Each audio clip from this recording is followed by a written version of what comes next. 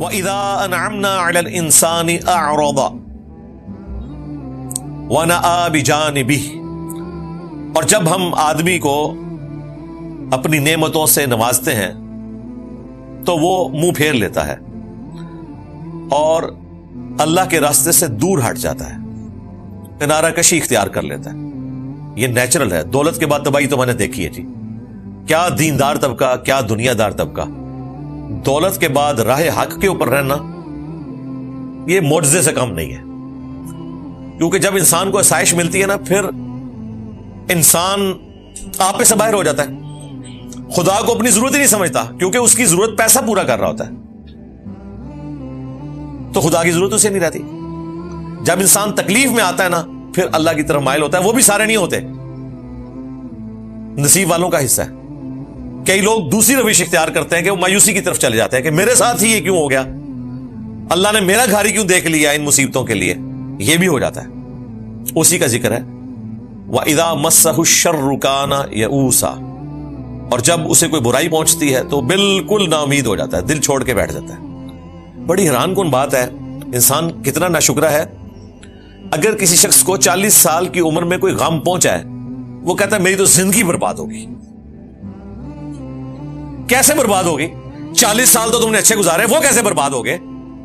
ہاں، آنے والی کے بارے میں کچھ کہہ سکتے ہو، یہ کہنا کہ میری زندگی برباد ہو گئی۔ 40 سال تم نے زندگی انجوائے کی ہے، کئی لوگوں کی تو عمر بھی 40 سال نہیں ہوتی ہے، وہ کیسے ختم ہو گئے؟ اور پھر اس ایک واقعے سے اگر آپ کی زندگی کے ابھی 30 سال باقی ہیں تو وہ کیسے برباد ہو گئے؟ یہ تو ایک واقعہ ہے، گزر گیا۔ عین ممکن ہے کہ چند ہفتوں میں، چند مہینوں میں، چند سالوں میں اس سے بہتر کوئی معاملات ہو جائیں، اور عین ممکن ہے کہ یہی واقعہ آپ کی ہمیشہ کی کامیابیوں کے لیے اللہ تعالیٰ نے ایک ذریعہ بنا دیا ہو، جو آپ کو بعد میں پتا چلے۔ نبی صلی اللہ علیہ وآلہ وسلم جب ہجرت کی رات نکلے تھے تو آپ تو تکلیف میں تھے۔ جامعہ ترمذی میں حدیث ہے، آپ مکہ شریف کی طرف، بیت اللہ شریف کی طرف رخ انور کر کے مڑ مڑ کر دیکھ رہے تھے اور کہہ رہے تھے کہ تو مجھے سب سے بڑھ کر محبوب تھا، لیکن افسوس تیرے رہنے والے مجھے اس شہر میں رہنے نہیں دیتے۔ ظاہر ہے 52 سال نبی اسلام کے شہر مکہ میں گزرے، مدینہ شریف میں تو آپ نے اپنی زندگی کے آخری 11 سال گزارے ہیں۔ ہمیں 52 سال کی عمر میں اپنا شہر چھوڑنا پڑ جائے ہمیشہ کے لیے، کتنا مشکل فیصلہ ہے، لیکن اسی مشکل فیصلے کے ساتھ اتنی بڑی کامیابی جڑی تھی کہ 13 سالہ مکی دور میں صرف 125 بندے مسلمان ہوئے، اور اگلے 13 سال کے اندر، جن میں سے 11 سال نبی اسلام کے اور 2 سال 2.5 سال اور لگائے، رومنز اور پرشینز گر چکے تھے، اور اس کے بعد ایک سلسلہ شروع ہوا اور ایسا انقلاب آیا کہ آج پوری دنیا میں آپ کو اسلام کی شکل میں نظر آ رہا ہے۔ اس تکلیف کے بعد ان مع العسر یسرا، ہر مصیبت کے ساتھ آسانی ہے، ہر پریشانی کے ساتھ آسانی ہے، یہ اللہ تعالیٰ نے ساتھ ساتھ جوڑی ہوئی ہے۔ قل کل یعمل علی شاکلتہ، اے نبی ان سے فرماؤ اپنے شاکلہ کے مطابق اعمال کرتے جاؤ۔ فَرَبُّكُمْ أَعْلَمُ بِمَنْ هُوَ أَهْدَى سَبِيلًا، پس تمہارا رب خوب جانتا ہے کہ کون تم میں سے ہدایت کے راستے کے اوپر ہے۔ یہ بڑی امپورٹنٹ آیت ہے۔ شاکلہ کا ورڈ اکثر ہم نے مختلف ویڈیوز کے اندر قرآن کی تفسیر میں استعمال کیا۔ شاکلہ آپ سمجھ لیں گیون سرکمسٹانسز، وہ حالات و واقعات جو اللہ تعالیٰ نے آپ کو دیے ہیں، اس کے اندر آپ پرفارم کرتے چلے جائیں۔ دیکھیں اس کا یہ سلسلہ پیچھے جڑ رہا ہے کہ جب ہم انسان کو نعمت دیتے ہیں تو وہ منہ پھیر لیتا ہے، اور جب تکلیف آتی ہے تو مایوس ہو جاتا ہے۔ بھئی اللہ تعالیٰ آپ کو تکلیف کے ذریعے، آسائش کے ذریعے، رزق میں تنگی کر کے، رزق میں کشادگی کے ذریعے آزماتا رہے گا۔ آپ کا کیا کام ہے؟ اے نبی قل کل یعمل علی شاکلتہ، ان سے فرماؤ جو تمہیں شاکلہ اللہ دے رہے ہیں نا، اس کے مطابق اپنے اعمال کرتے جاؤ۔ رب تمہارا خوب جانتا ہے کہ کون زیادہ راہ کے اوپر ہے۔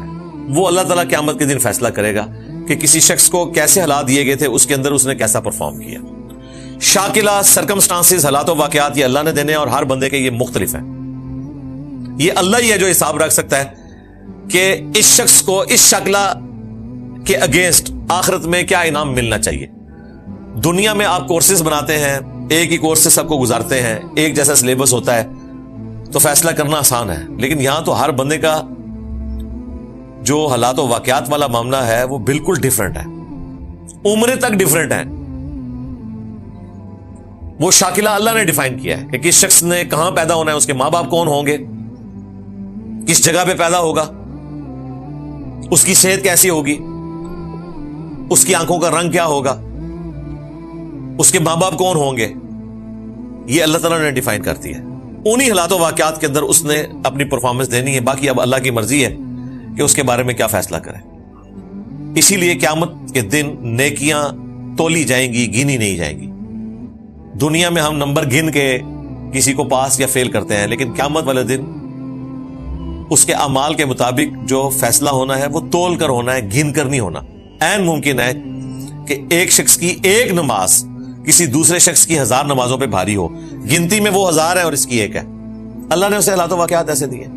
میں نے اکثر ایک بڑی موٹی سی مثال دی ہے کہ ایک وہ شخص جو گرمیوں میں جون جولائی کے سخت مہینے میں سڑک کے کنارے کھدائی کرتا ہے اور اس کا ٹھیکیدار اسے یہ اجازت نہیں دیتا کہ وہ مزدوری چھوڑ کر مسجد میں جماعت سے نماز پڑھے، اور اس کا ذریعہ معاش وہی ہے، اور وہ شخص اپنی مزدوری کے دوران وہیں پر کپڑا ڈال کے نماز پڑھ لیتا ہے۔ عین ممکن ہے کہ اس کی ایک نماز کسی ایسے شخص کی 1000 نمازوں پر بھاری ہو، جسے اللہ نے ایسے حالات و واقعات دی ہیں کہ وہ بیت اللہ شریف کے پاس واکنگ ڈسٹنس پہ رہتا ہے اور اس کا ذریعہ آمدن بھی بہت اچھا ہے، اور وہ ایئر کنڈیشن گاڑی میں بیٹھ کے ساری نمازیں حرم شریف میں ادا کرتا ہے۔ وہ شاکلہ اللہ کا دیا ہوا ہے۔ تو یہ اللہ نے فیصلہ کرنا ہے، ہر شخص اپنے شاکلہ کے مطابق عمل کرتا جائے۔ اللہ تعالیٰ کو بہتر پتا ہے کہ کون راہ ہدایت پہ ہے، کون جو ہے وہ 50 نمبروں میں سے 45 لے سکتا تھا لیکن اس نے لیے 20، اپنے آپ کو خراب کر لیا، اور کون تھا جو لے ہی بیچارہ 20 سکتا تھا حالات و واقعات میں، اور اس نے 15 لے لیے اور وہ کامیاب ہو گیا، کیونکہ اس کے حالات و واقعات اسے اجازت نہیں دیتے تھے۔